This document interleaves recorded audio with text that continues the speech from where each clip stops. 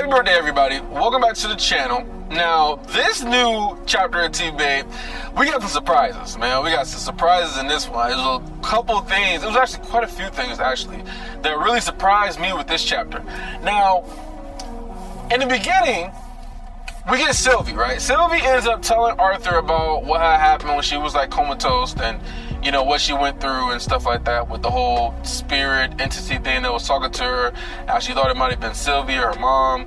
And so Arthur ended up thinking that he might have gotten some insight from her explaining all this, which is what I was thinking too. I was thinking that, oh, when she explains all this stuff about, you know, ether and time being the arrow and entropy and Regis and her and like all the different things, right? With Regis being, you know, with Vivim and Arthur being with Spatium and Sylvie being with Avum, I'm thinking that, okay, yeah, he might get some insight, some things might click for him, or he might come up with some new theories or ideas, but he says he just ended up being confused.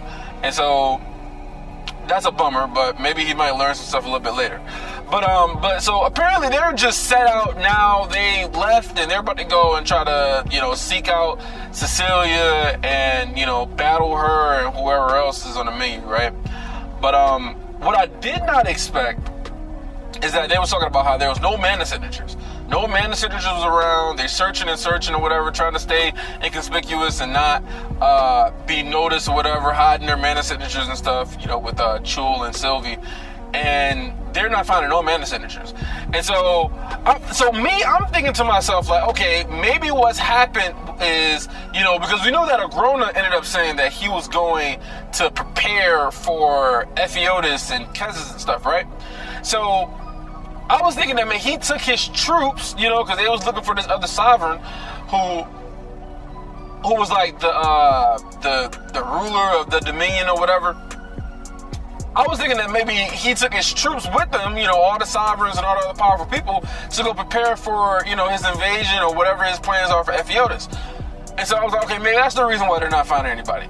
But lo and behold, they actually find people, but they're all dead.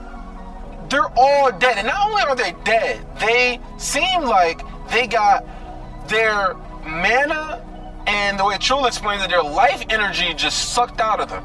There's no battle wounds. There's no signs of any sort of battle. They haven't drawn their swords. It's basically like somebody just came in there or something just took all their energy, all their life, all their mana away, and then it just collapsed. Skin gray, no purified mana around them. And so I'm thinking this, okay, maybe what this is somehow Cecilia ended up, maybe Agrona wanted her to like build up her mana that's in her body or something, you know. I'm trying to think of some reason for it. Maybe she was, you know, sent to like power up, and in order for her to power up, she needed to just like kill a bunch of people, which she hasn't really done before, right? So I was thinking that maybe she just kind of like powered up by like sucking up all their mana or something like that, and put it into her own body or something. I was trying to rationalize it that way.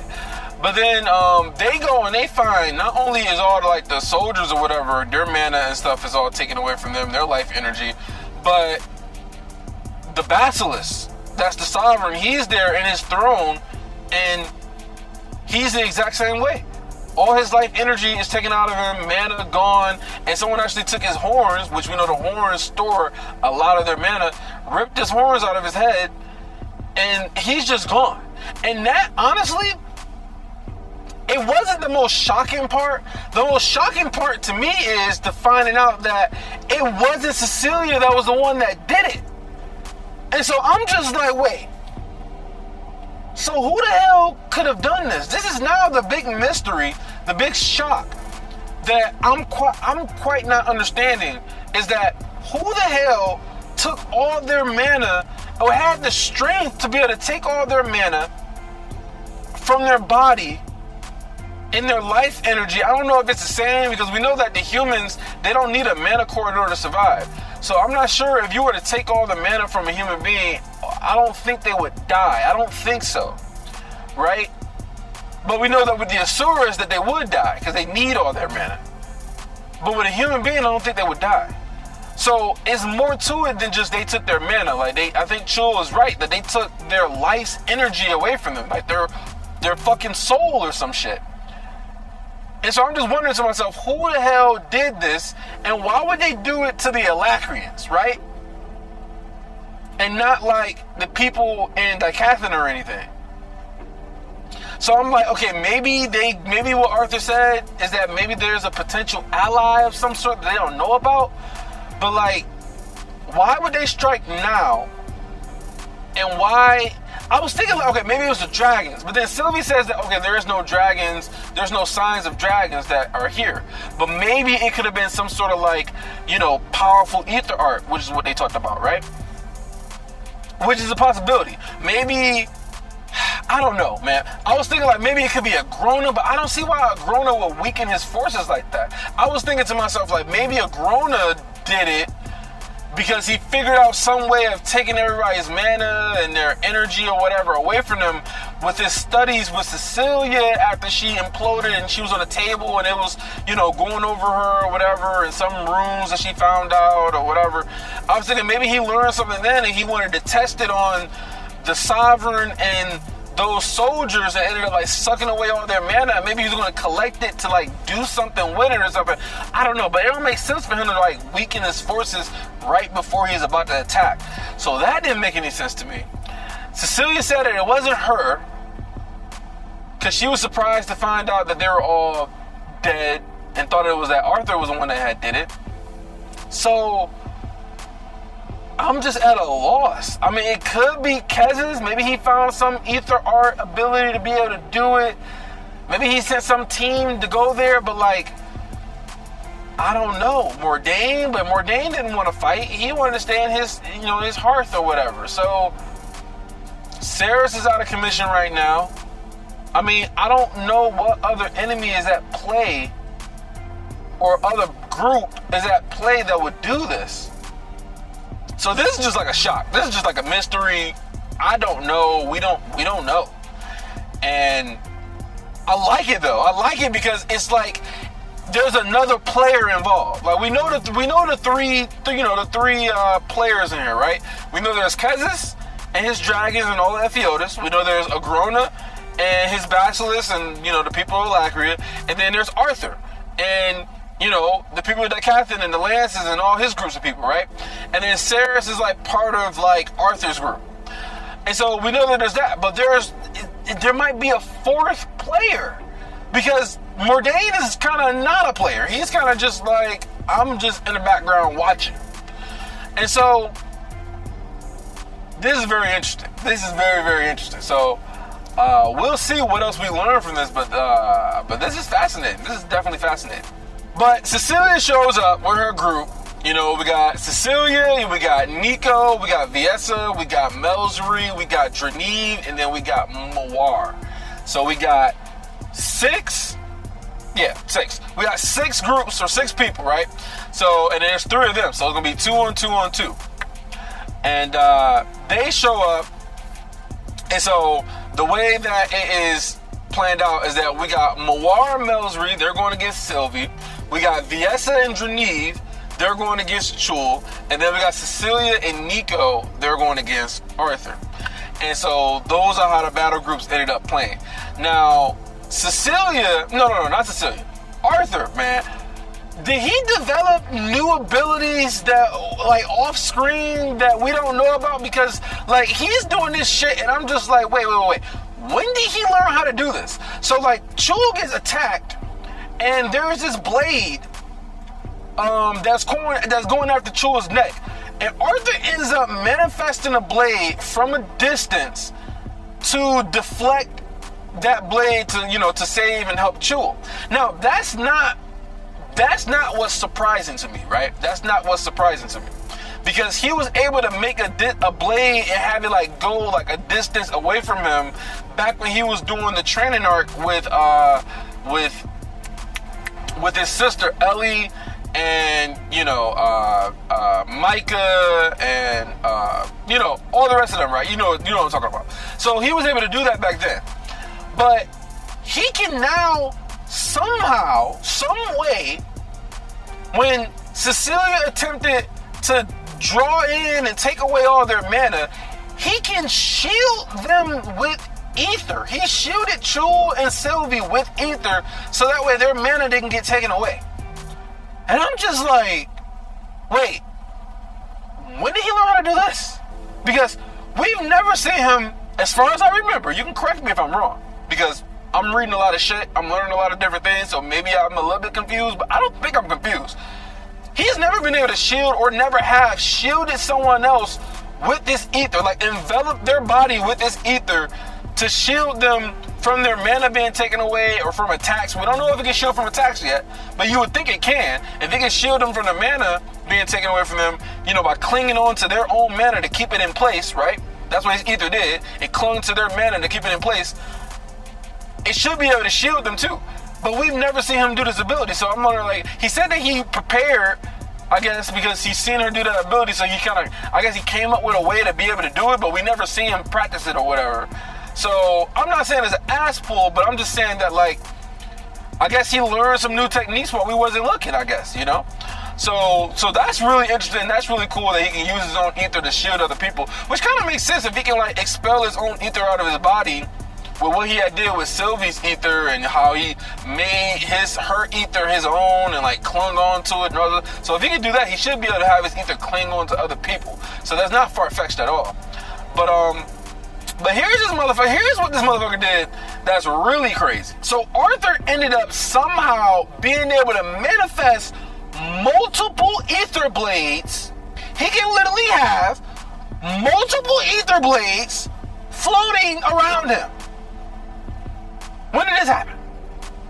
Like, I mean, this is cool. Don't get me wrong. This is cool as shit. But, like, when did he learn how to do this, man? Like, he just got these upgrades and abilities out of nowhere. Honestly, I mean, we knew it was possible, but we were just like, okay, when did he learn how to do this? So this shit is all fascinating. But I mean, you know, more power-ups, man, which is cool. It's cool. I mean, I like it, but I just want to know how and when did he learn how to do it? Like, you know, the struggle to figure it out. Like, I just kind of want to know when. And then we got, right, so they're fighting this shit. You got Cecilia, she's making her mana arms and tentacles and shit, and then, like, man, Arthur, man, he did the God step and he, like, grabbed her by the throat and had her down, pinned to the ground. I'm just like, oh shit, like, he getting up and close. She can't handle him up and close, right? But then you got Nico, who's just fucking any little attack that Arthur does, he's just like, ah! I'm just like, man, Nico, get the fuck out of here, man. Just go somewhere else. And then Nico, when he first shows up, he's like, you know, don't attack us, you know, don't fight us. Don't fight us, Craig. Just come along peacefully and we'll leave, you know, the Asura and your bond, we'll leave them alone, or the Phoenix or whatever, we'll leave them alone or whatever. And I'm just like, okay, so he's gonna, you know, not fight you and go along with you so you can take him to Agrona so he can experiment on Arthur and potentially kill him and all this other shit. Like, do you even make any sense? Like, what the fuck are you talking about, Nico? Don't fight us. Just come with us so Agrona can dissect you.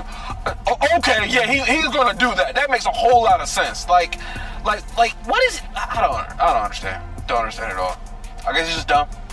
I don't know. But Cecilia had a really interesting ability. She was able to, I guess, remove the oxygen from the atmosphere in Arthur's direction, so that way the rest of them wasn't affected. And man, Arthur was about to suffocate and shit, and then he had the guy step out of the way just in order to take a breath. And so I'm just like, okay, that's really interesting, because you need oxygen in order to be able to breathe. So if she can kind of like spam that or some type of way or whatever, that can really be, you know, really impactful to try to like stop him from being able to move, you know, because he can't breathe, or he had to start holding his breath and stuff. So that's a cool ability that she was able to learn how to do. But we move on to the fight with Sylvie. And what was it? It was Sylvie against Mawar and Melsry, right? And Sylvie seems like she's just using her Avum techniques with space and, or not space, with time and shit. She's like moving around all fast and shit, because Arthur was like, oh yeah, she's moving around faster than her body should be able to. And so she's just chilling, not even worried about anything. Now, meanwhile, Chul just seemed to be just enraged, you know, he's just enraged, and, you know, Viessa is doing all these little different things to taunt him and stuff like that and getting him all riled up. But he still has his senses, though.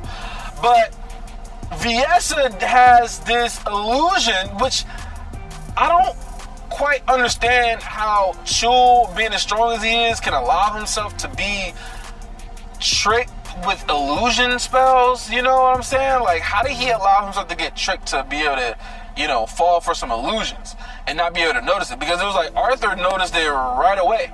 I don't know if it has to do with his ether, or maybe her illusions have to do with affecting her mana of some sort. But I mean, I don't know, because what Viessa did, her illusion. So remember when it was like bombarding Viessa, but it was really Verray that was bombarding with spells or whatever? I don't think she used her ability to affect everybody in the area, right? I don't think she used her ability to affect everybody in the area. I think she used her illusionary ability to affect Verray specifically. So she made Verray look like her, and then she made herself look like Verray. Whereas it wasn't like everybody else being affected. She affected her, right? So, and the way Byron was able to find out is because he looked at Viessa closely and saw and realized that, you know, something about her mana or some shit like that, and he realized it wasn't her, it was Verray. And so I'm guessing she's doing the exact same thing now. She has Chul in an illusion, and then she has Sylvie in an illusion. Because Chul went to attack Sylvie over the head, and Arthur was like, oh my god. And so he go in there and he stopped the fucking axe from falling down, or it was falling down the second time, and to let them know that it was an illusion, and he's trying to wipe away their illusion or whatever. But then Sylvie, right? Sylvie, because I was like confused at first. I'm just like, wait, is Sylvie under an illusion too? But Sylvie ends up bombarding or like blasting Chul with purified mana and sending him down the hole and all the shit with the spikes and stuff. And I'm just like, wait, so was that one of, you know, Cecilia's group that did that, or was that Sylvie that had did that? And so that was Sylvie that had did that. And so Sylvie's part, she's been manipulated, and well, not manipulated, she's been had an illusion over her too. So Sylvie looks like the enemy, and Chul looks like the enemy to Sylvie, you know, whatever, whoever that is, right? And so I'm just like, okay, so they're both affected by this spell. I don't know how they let themselves get affected by the spell, but they did. Maybe it has something to do with ether. Maybe that's the reason why Arthur, or maybe that's something to do with mana, and maybe that's the reason why Arthur isn't affected by it. That's the only thing I can really think of. But Arthur talks about how Nico doesn't know that Cecilia let herself get killed, and that Arthur didn't just kill her. Which, I don't understand after all this time how he doesn't know that yet, but apparently Nico doesn't know that. Apparently. And then he says that he has to earn any help from Arthur. Like, Nico has to earn the help from him, because he came there and attacked and didn't do anything, try to stop the attack or whatever. I mean, it kind of makes sense. I mean, I guess he has to show him that he's worthy of help, I guess, in a sense. I don't really know what they're going to do with that part. But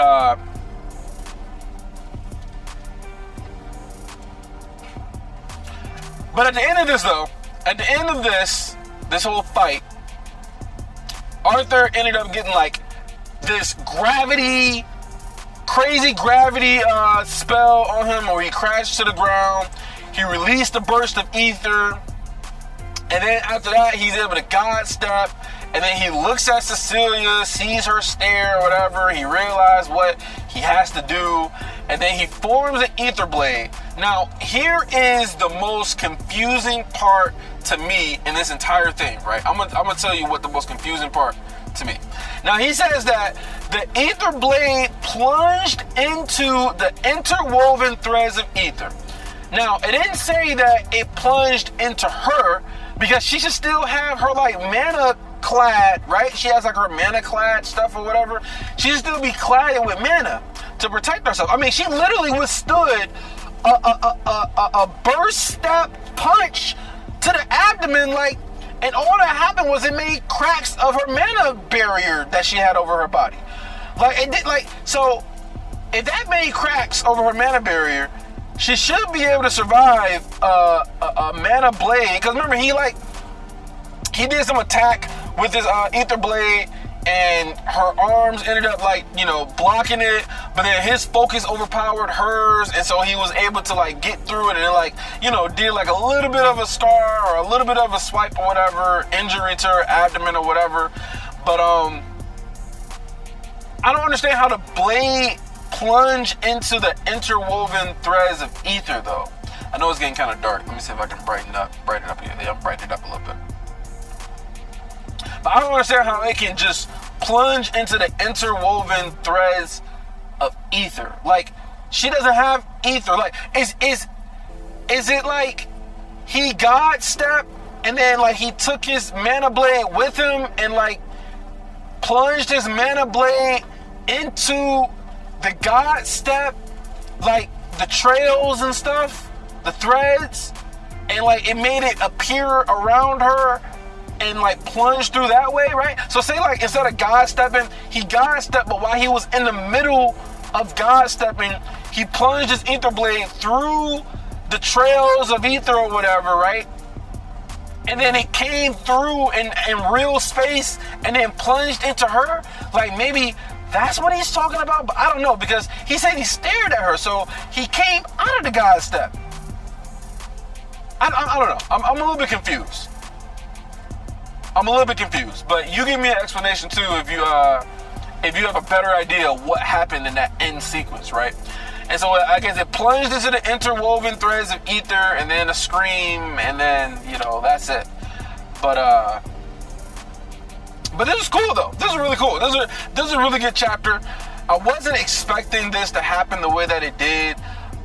Based off of last chapter, I was kind of just sick of the Cecilia shit because, you know, she's just like, I'm gonna just do whatever she wants to do. I guess she like I still don't understand what's her motivation for fighting.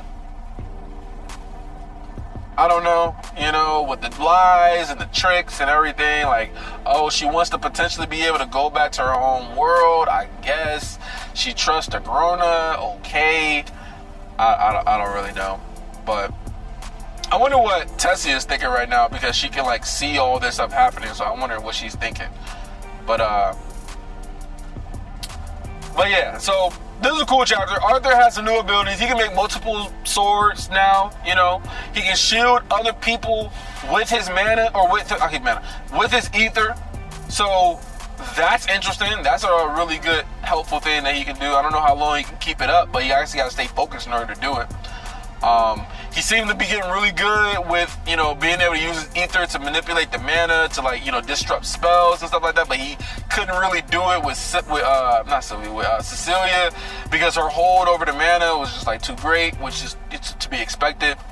So I guess the only way it can really work if she loses focus on the mana, and that's where he can disrupt it. But if she's really focused on it, he can't really do anything about it. Like the same thing with VS's spells. Like he couldn't get rid of the illusion spells because Cecilia's hold over the mana in the atmosphere was so great that he couldn't even try to like find where the spell was or some shit like that. So, but yeah, so I don't know how this is gonna go. Chul and Sylvie they got to get out of this illusion at some point. You know, they're way too powerful to be affected by some illusionary spell. But then again, Tacy was affected by the illusion spell that Aya had made, right? And he's a fucking Asura. So I guess, you know, if you have the ability, you can use your illusions to make it make sense. You know, so I guess maybe you have to be aware of it. Once you're aware of it, it's not going to work as well. But it was a good chapter, though. It was a good chapter. I don't really know what's going to happen going forward. Hopefully, the next chapter will explain what the hell Arthur did, because it seemed like he might have stabbed Cecilia, but the way they explained it, plunging his blade through the interwoven threads of ether, I don't know how that works. So yeah, this is a cool ass chapter. Cecilia's just a plot device at this point. She's just to move the plot along and make Agrona be more dangerous. That's all she is at the moment. And Nico is still a crybaby who can't control his emotions. He's still struggling with that. Sylvie and Chul, they need to get their shit together and not be tricked by some simple ass illusion spell. Dreniv came out. Dreniv didn't do shit. he just kind of just got out of the fight super quick, got bashed in the face, boom, blood, boom, he's done, he's gone. So I think I forgot about Geneve. I don't think I included Geneve in the fight with the 6 people because he wasn't really doing anything. So I kind of forgot about him. But yeah, so that's how this chapter ended up going, man. I mean, this is good though. This is good. I'll give it like a 9 out of 10. You know, that mystery with how the fuck did the Sovereign get killed? Like, who in the world did that? Like, that's, I don't know, man. I don't know. But things are getting spicy. Things are getting spicy. Like the video, you guys. I know I didn't do a live reaction this time, but hopefully you liked the review. And check you guys out in the next video. Peace.